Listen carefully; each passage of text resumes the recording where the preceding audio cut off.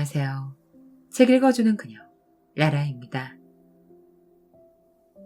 제가 오늘 소개해드릴 책은 인생의 오후에는 적보다 친구가 필요하다입니다. 이 책은 2024년 3월에 출간되어 현재 자기계발서 분야 신간이자 베스트셀러의 책이에요. 출판사는 21세기 북스. 저자는 김범주님입니다. 이 책은 버락 오바마, 워런 버핏을 비롯한 글로벌 리더들이 극찬하고 전 세계의 1억 명의 독자의 삶을 변화시킨 데일 카네기의 책 가운데 평생 적을 만들지 않는 불멸의 원칙만을 모아 지금 시대에 맞게 가장 현실적인 시선으로 정밀하게 재구성한 책이에요. 소통, 관계에 대한 유쾌한 통찰로 정평이 난 저자는 직접 데일 카네기 코스에 참여한 뒤 여기서 얻은 통찰을 바탕으로 현대인들이 최우선으로 읽고 실생활에 즉시 사용할 만한 24가지 삶의 해법을 엄선하여 엮어냈습니다. 이 책은 처세와 소통의 비법뿐만 아니라 세상을 살아가면서 필요한 마음가짐과 업무적 역량을 증진하는 법칙들을 현실에 맞게 해석하여 실생활에서도 이용할 수 있는 방법을 알려주고 있습니다. 저자는 데일 카네기의 글을 통해서 치열한 세상에서도 굳건히 살아남는 적자 생존의 법칙은 결국은 다정함일지도 모른다고 말합니다. 그로 인해 평생 적없이 사는 카네기의 관계술이 오랜 기간 사랑받는 까닭이라고 이야기합니다. 저는 이 책을 보면서 현실에서 필요한 어렵게만 느껴졌던 인간관계의 지혜를 배울 수 있었어요. 자세하고 친절하게 예시까지 넣어주며 설명해 주신 저자의 글을 통해 불편했던 인간관계의 해답을 찾을 수 있는 인생 책이에요. 그럼 저와 함께 불멸의 인간관계의 고전에서 정제한 24가지 관계 법칙을 만나시러 책 속으로 들어가 보실게요.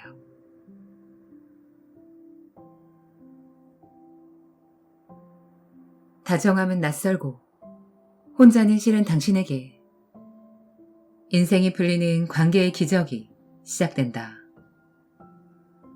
90년이 지나도 변하지 않은 관계의 지혜를 찾아서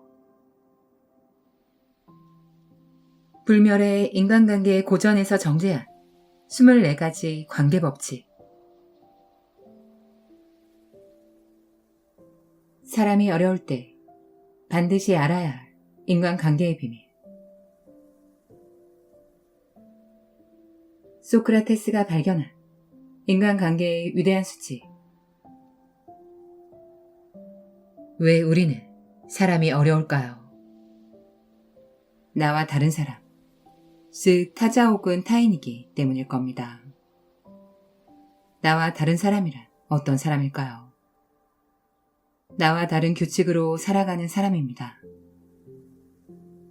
그들은 자신만의 경험으로 살아왔기에 그리고 그 과정에서 일상을 누리는 자신만의 규칙이 있었기에 우리의 생각과 다를 수밖에 없습니다. 타자 즉 나와 다른 규칙으로 살아온 사람들과 공존해야 한다는 것이 우리가 사람이 어려운 이유입니다. 사사건건 다르게 늘 다툼이 일어납니다. 말 한마디, 행동 하나도 마음에 들지 않고 결국 갈등이 일어납니다. 어떻게 해야 할까요? 데일 카네기는 고대의 철학자 소크라테스에게서 나와 다른 사람과 잘 살아가기 위해 최고의 방법을 찾아냅니다. 데일 카네기는 이를 The Secret of Socrates이라고 말하기까지 합니다. 비밀이라고 말하는 방법은 과연 무엇일까요? 이것입니다. 당신의 말에 상대방이 즉시 네네라고 말하게 하라. 상대방의 입에서 아니요라는 반응이 나오는 순간 인간관계의 파탄은 시작된다. 모르는 사람과 이야기를 시작합니다. 이때 우리의 대화는 무엇으로 시작해야 할까요? 데일 카네기는 말합니다. 설령 상대방과 의견이 다른 문제에 대해 논의하더라도 시작만큼은 그 다른 의견부터 말하지 말라는 것입니다. 그는 처음 대화를 시작할 때는 무조건 상대방으로부터 긍정적인 반응을 얻어내야 한다고 말합니다. 나와 다른 의견을 지닌 상대방이 동의하는 것에서 말을 시작하되 이왕이면 계속 그것을 강조해야 합니다. 다름을 이야기할 때조차 가능하면 상대방과 내가 같은 목표를 향해 가고 있다고 이야기해야 하고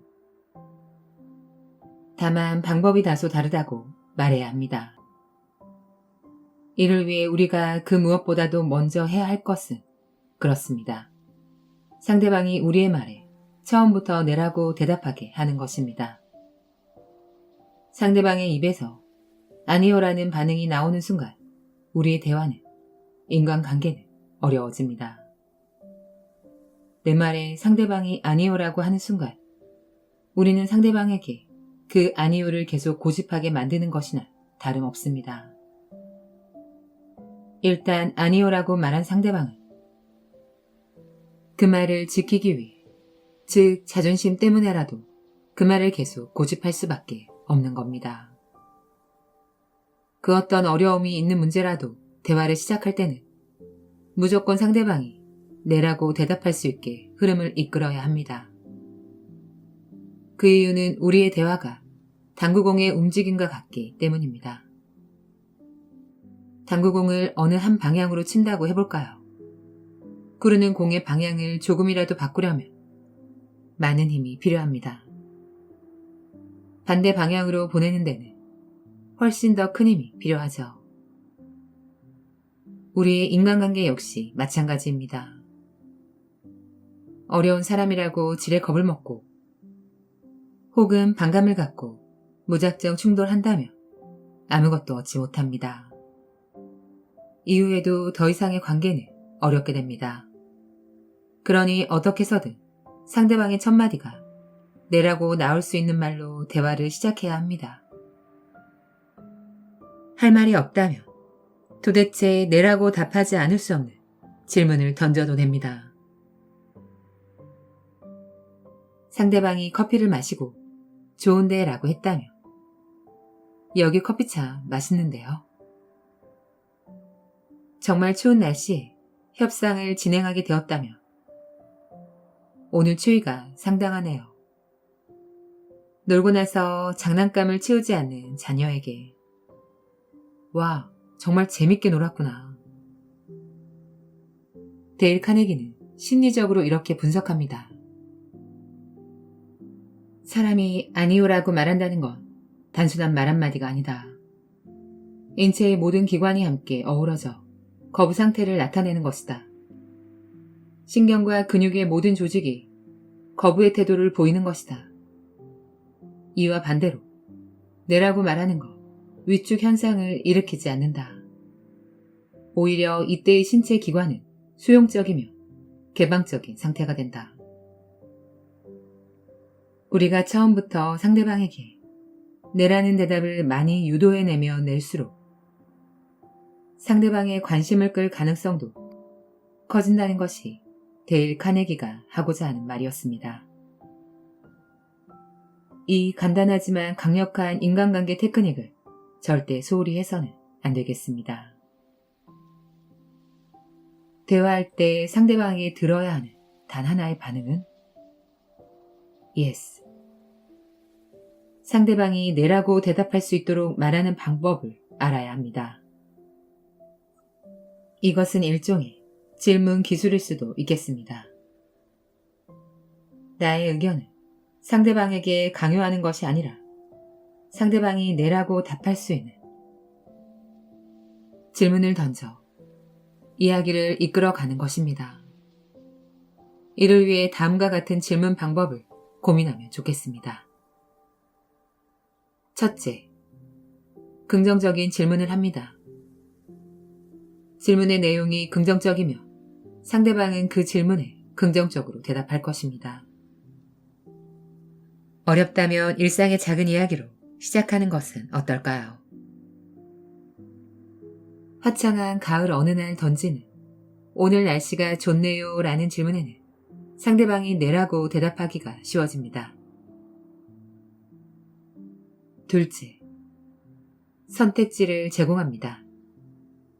선택지를 제공하면 상대방은 부정적인 반응 대신 선택지 중 하나를 선택하게 됩니다. 회사에서 새로운 프로젝트를 진행하는데 상사인 당신에게 부하 직원이 의견을 제시한다면 다음과 같이 질문하면 어떨까요? 그 의견도 괜찮은 것 같아요. 같이 논의해 볼까요? 상대방의 의견을 존중하는 질문입니다. 부하 직원은 네 라고 대답할 겁니다. 좀 더 일상적인 사례를 들어볼까요? 오늘 저녁에 뭘 먹을까요?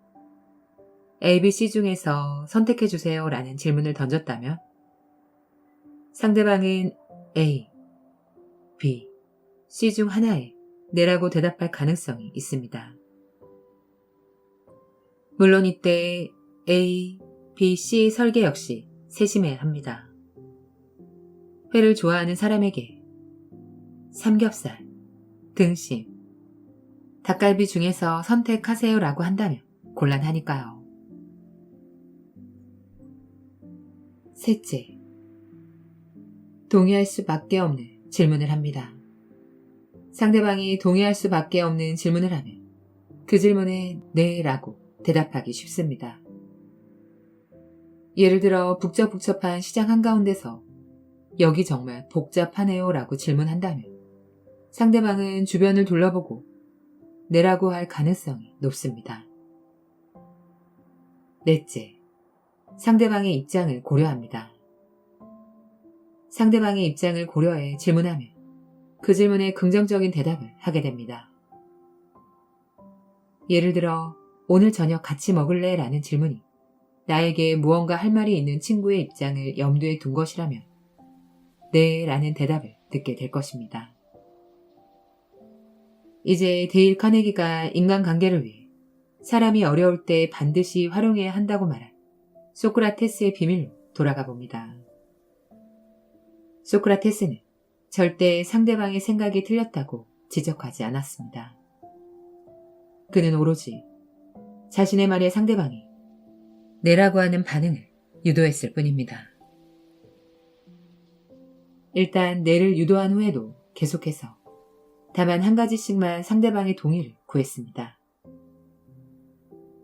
상대방은 소크라테스의 질문을 따라가며 불과 몇 분 전까지만 해도 기를 쓸고 반대했던 어떤 결론은 스스로 철회합니다. 상대방은 이를 미처 깨닫기도 전에 네라고 할 수밖에 없습니다. 결국 소크라테스의 소통법을 사용한 사람은 자신이 원하는 걸 얻게 됩니다. 원만한 인간관계는 부록처럼 따라올 것이고요. 사람이 어렵습니까? 그렇다면 우리가 꼭 써봐야 할 최고의 방법이 꼭 기억해두면 좋겠습니다. 상대를 내가 원하는 대로 이끌어 가고 싶다면 당신이 누군가에게 어떤 일을 맡기거나 혹은 시키고자 합니다. 직장 상사, 과제를 함께 하는 동료, 협력업체 담당자, 어떻게 해야 그들이 당신의 일을 기꺼이 하겠습니까? 데일 카네기는 말합니다. 이때 필요한 방법은 단 하나뿐인데 그것은 상대방이 스스로 그 일을 원하도록 하는 것이라고요. 상대방이 그 일을 스스로 하게 하는 게 아니라는 점에 주의하세요.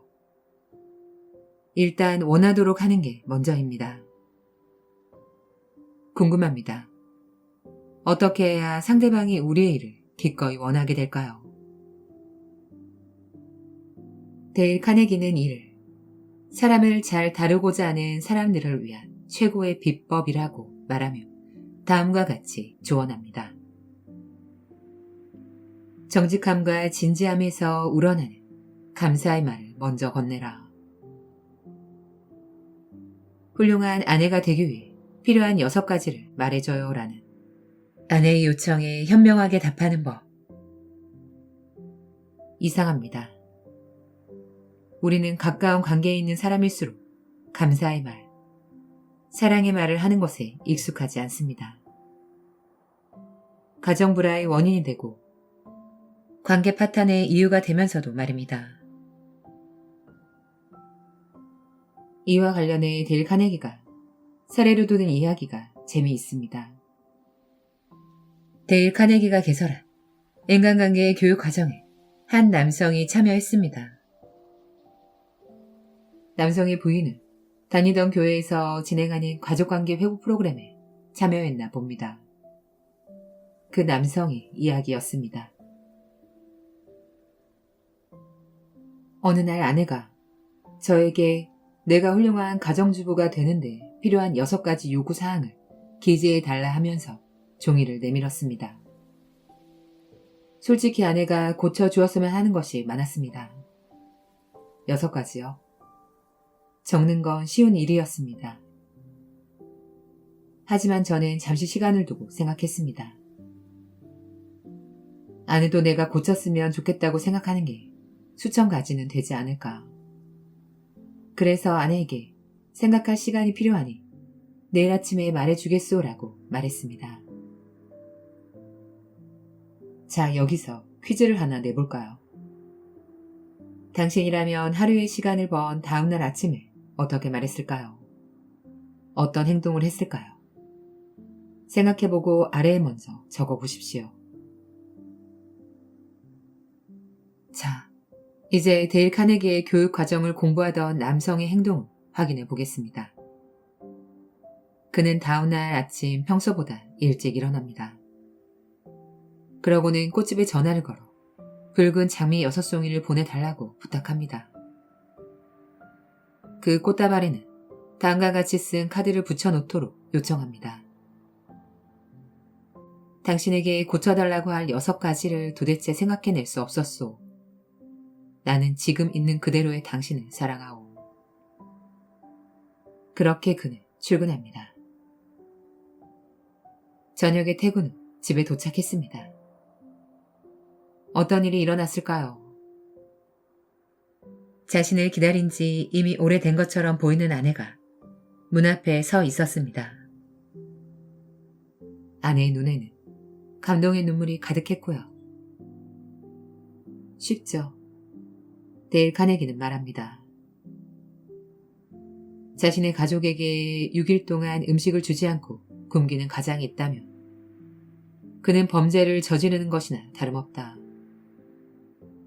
하지만 그들은 음식 못지않게 사람들이 갈망하고 있는 것, 즉 진심 가득한 칭찬, 찬사의 말을 상대방에게 주지 않으면서 6일 혹은 6주간, 심지어는 60년씩이나 무심코 지나쳐 버리고 있다.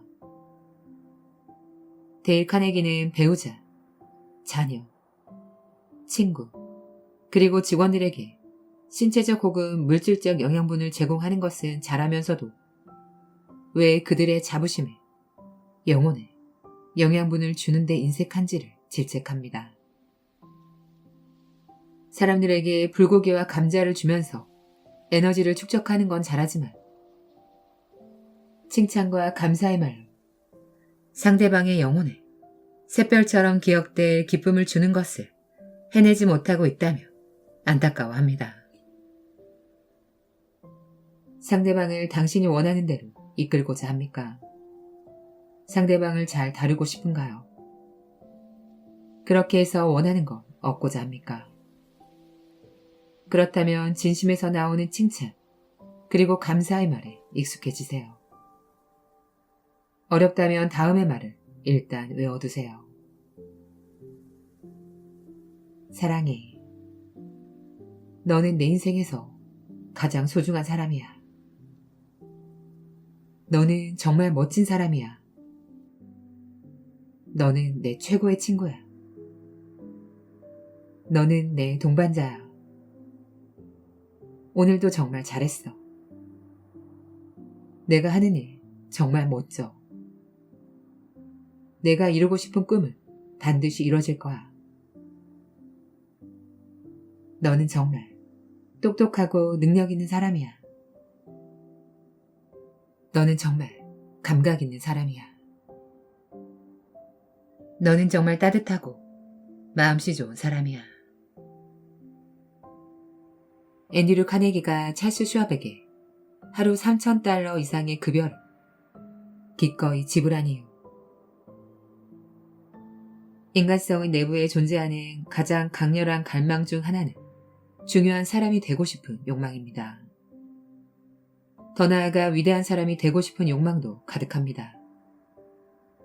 이 두 가지는 인간의 마음을 뒤흔들어 놓는 타는 듯한 갈증과도 같습니다.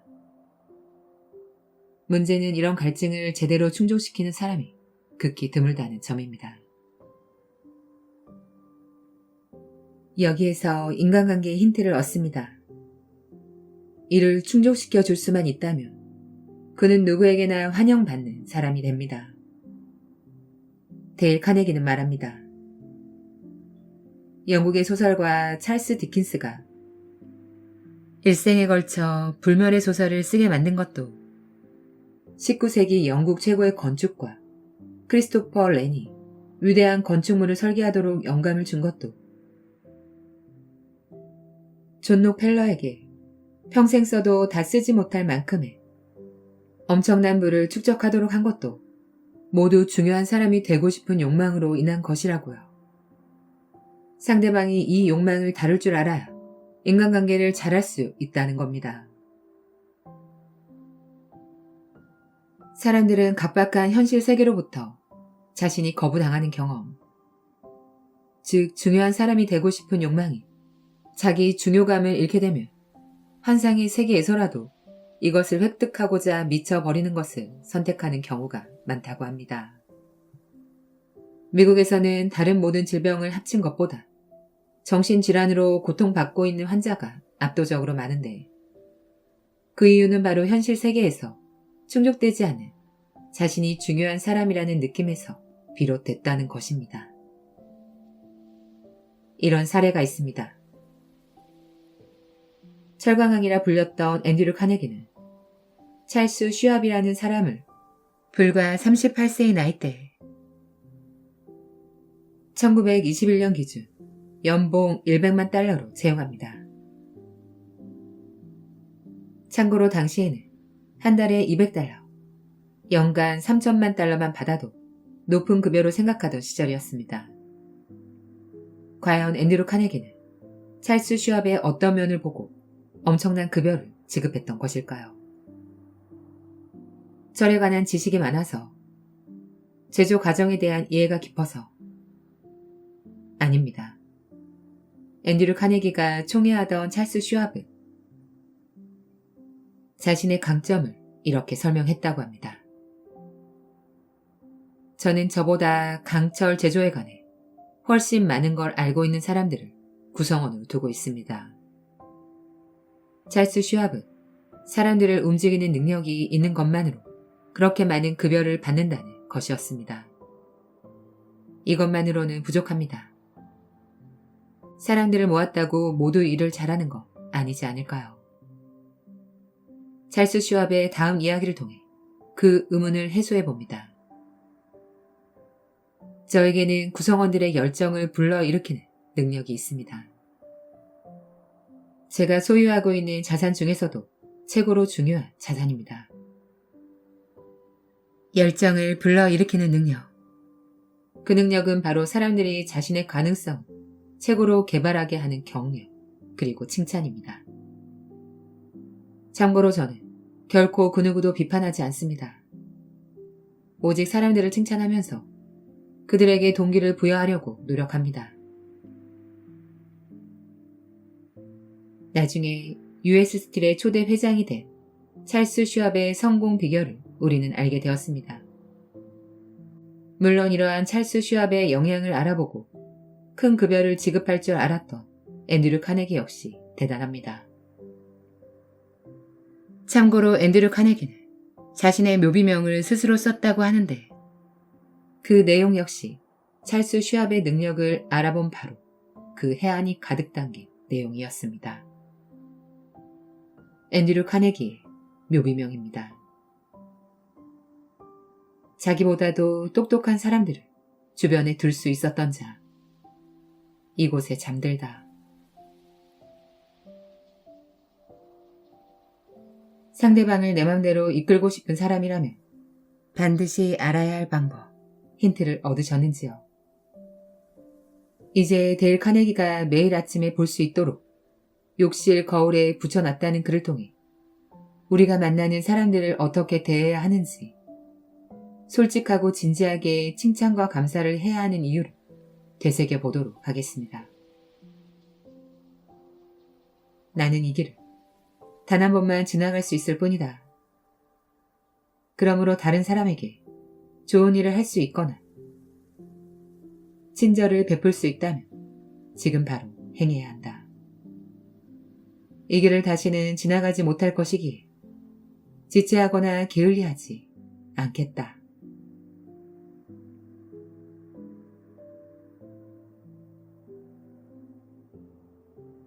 지금까지 책 읽어주는 그녀 라라였습니다. 오늘도 끝까지 들어주셔서 감사드려요. 우리 구독자님들, 봄의 변화가 빠르게 다가오는 날들이에요. 주말엔 곳곳에 차가 막히기도 하더라고요. 봄꽃 축제도 곳곳에서 열리고 있습니다. 오늘을 소중하게, 다양한 경험을 많이 하시길 바랄게요. 저는 항상 여러분을 응원합니다. 아시죠? 사랑합니다.